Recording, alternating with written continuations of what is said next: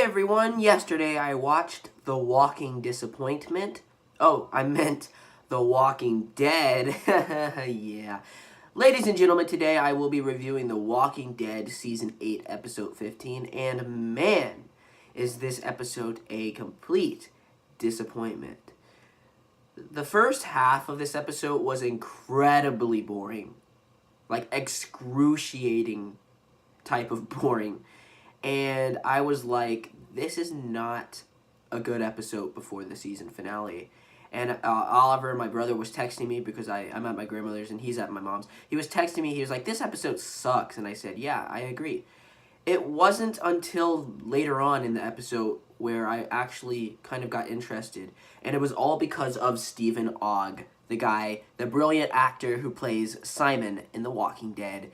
This guy steals every single scene he is in, and spoiler alert, was one of my favorite characters.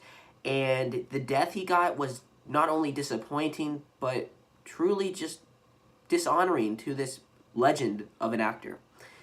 And I'll get to that in a minute, why it is disappointing and just not nice to the actor. I'll get to that in a minute.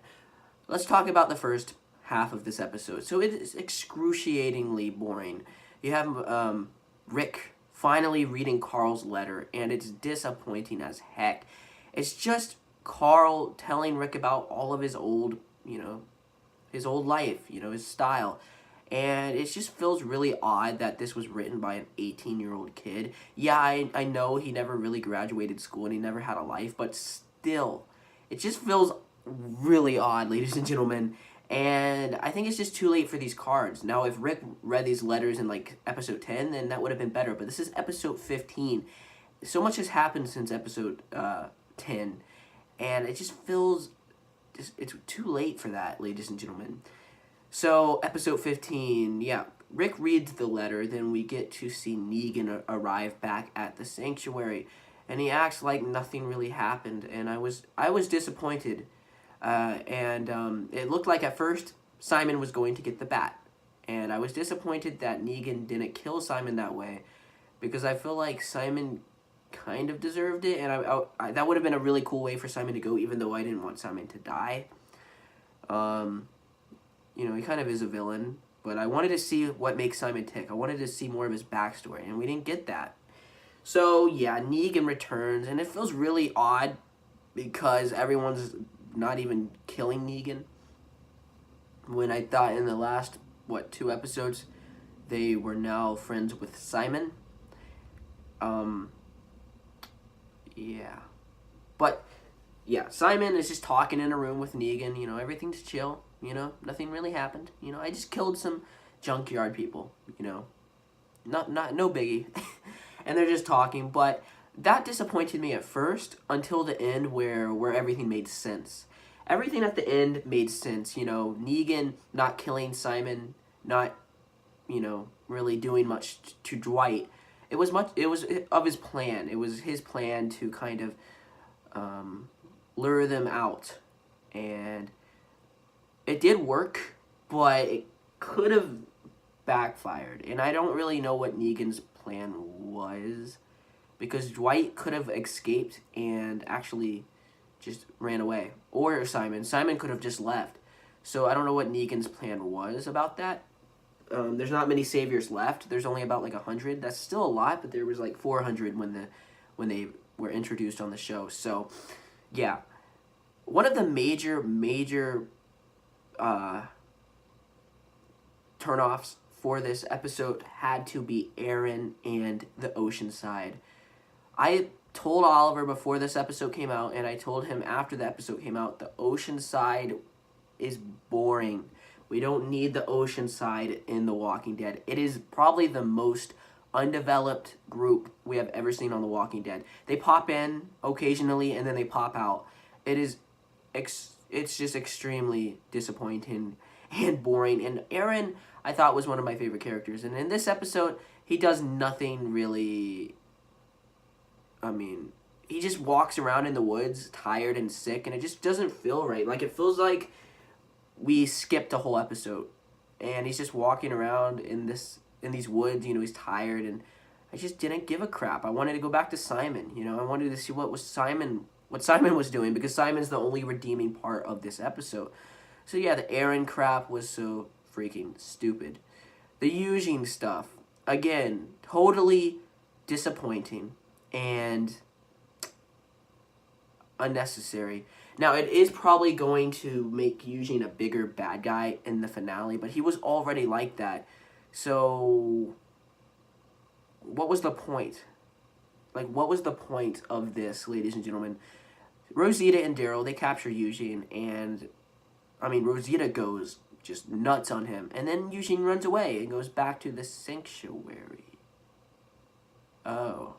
So what was the point of all that, ladies and gentlemen, of Eugene just getting captured and then running off again? You know, it will benefit Eugene's character. I mean, it's made him more cold-hearted, and you can tell by the end. He looks really, really cool, you know, with all the dust on him. I call him Villain Eugene, and it's because of how Rosita talked to him, so it will probably backfire on Rosita in the finale. However, I just don't like the build-up towards evil Eugene, because nothing really happened. You know, they captured him and he ran off. It would have been different if Eugene was put in the hilltop maybe for half an episode and tortured beyond belief. Then we would see evil villain Eugene. But I just don't feel like they did enough for Eugene to become a villain, a big villain, you know, like he was at the end of episode 15. I mean, you could just tell he was done. And it just didn't feel right. It didn't feel like it was his time to become the villain. Now, if Rosita really tortured him, then, you know, I would buy it, you know, better than, you know, buying it right now. So the Eugene stuff was, it was okay. It was kind of weird that Eugene threw up on Rosita. It was kind of comical, and she just stops like she's like a hot Rosita, you know. She always wants to look good. She wants to always make her nails look good. Always wants to look good. She's like, oh my god, did you just throw up on me? And she lets Eugene just run off. It's really comical. It's hilarious.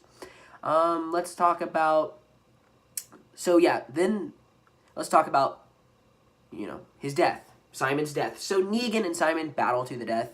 And Simon, this is all pointless because we know Negan is going to survive. So where is the suspense?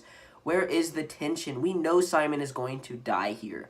And he does die. And he dies just by getting strangled. So all of his character is just gone. Like that, when he gets strangled by Negan in the blink of an eye. It was truly disappointing. I really wanted Simon to be banished and then maybe come back later on in the series, maybe as a whisperer, or like leading his own army, and maybe he like wipes out the saviors, maybe in like season 10 or season 9. That would have been really, really interesting. And I wanted to see Simon grow. I wanted to see what makes this psychopath tick.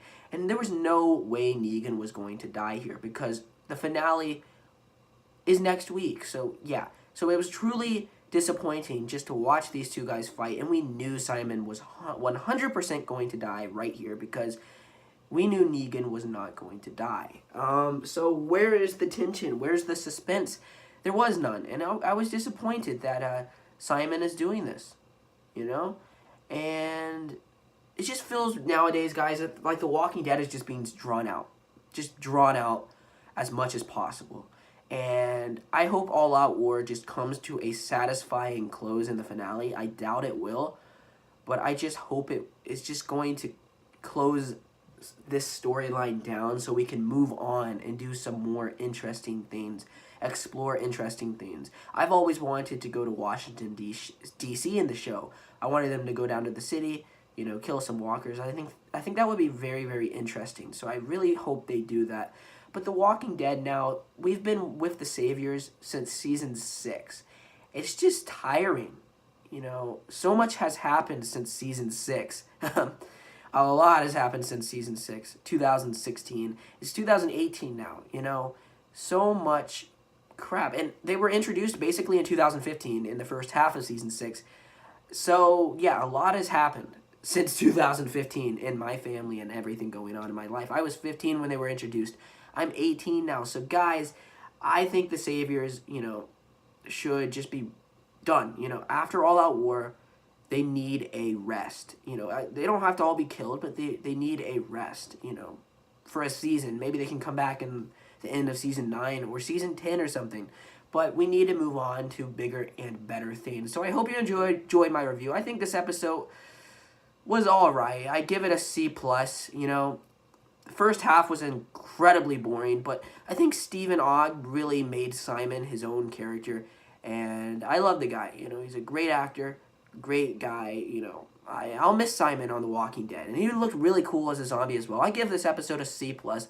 It's still, you know, just stuck in this place. There are very boring scenes. The writing is really bad. Michonne and Negan at the end talking to each other on the walkie-talkie. It feels like two friends in middle school kind of trying to call each other up and apologize to one another. It doesn't feel like leaders. It just feels like these two children trying to apologize for what they did the day before. Blah, blah, blah. So this episode, I give it a C plus. It wasn't good. It wasn't terribly bad. It's just in the middle. I enjoyed some stuff with Simon, I'm not going to lie, but everything else was really bad. The Oceanside was by far probably the worst part, along with Eugene and some other, you know, little things going on. So yeah, guys, it was a C plus. You guys can skip it if you want. You're not going to miss anything. I mean, Simon died. It's disappointing. It really is. I'm very disappointed with The Walking Dead. What happened and what's going on. Oh, get that, huh? Yeah. But yeah, I hope The Walking Dead improves in season 9. The show's dead, you know. I'm just reviewing it because I have nothing else to do on my Sunday night. So yeah, C plus. What do you guys think of this episode? Comment down below, subscribe, do whatever the heck you want to do, and goodbye. Bye, everyone.